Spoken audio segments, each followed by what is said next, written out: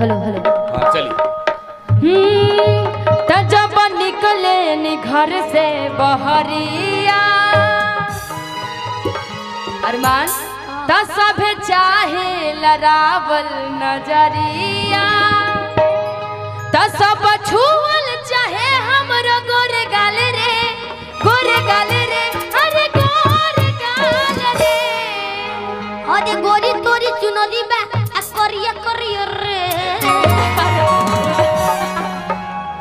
इधर करिया आ गोरी तोरी चुनरी बा करिया करिया रे अरे बचन लेते अरिया अरिया एक बार तालियां बजा दीजिए आप लोग भाई, बहुत अच्छे। जब निकले नि घर से बहरिया ऐसे निकल के सब चाहे लरावल नजरिया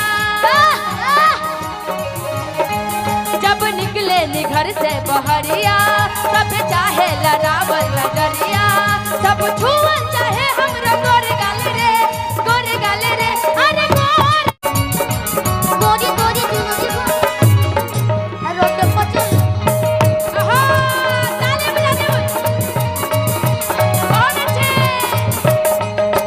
गोरी तोरी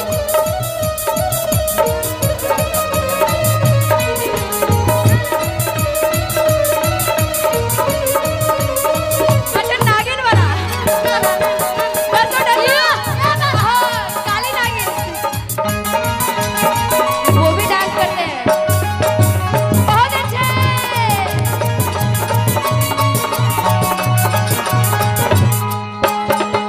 जब ने कॉलेजिया में अरे कोरलू पढ़ाई हाँ आगे लइका लइका